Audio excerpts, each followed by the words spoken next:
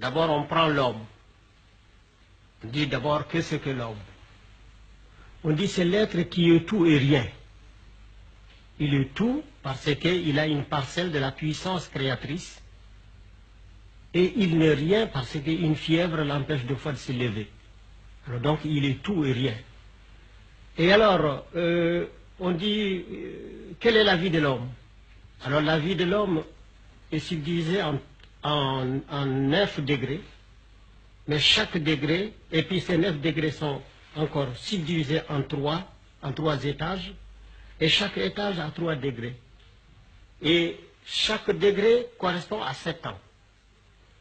Ainsi, de la naissance jusqu'à la 7e année, on est au premier degré du degré inférieur. C'est-à-dire l'enfant est à l'école de sa mère. Il n'obéit qu'à sa mère, il ne croit qu'à sa mère. Tout ce qu'on lui dit, il vient demander à sa mère, est-ce que papa m'a dit ça, est-ce que c'est vrai? Ou bien j'ai vu ça, est-ce que c'est vrai? Donc il ne voit que par sa mère, durant 7 ans. Le deuxième septénaire, il passe à l'école de l'extérieur. Que ce soit une initiation, que ce soit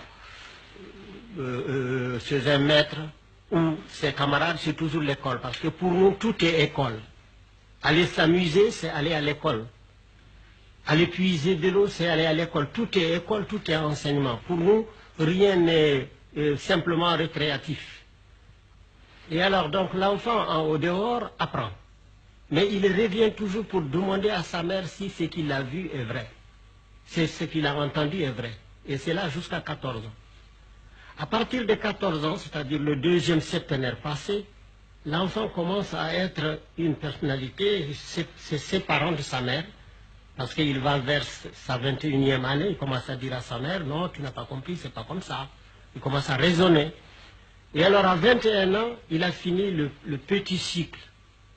Alors, il est censé avoir fait un premier tour dans toutes les initiations. On lui a parlé des êtres vivants, immobiles. On lui a parlé des êtres vivants, mobiles.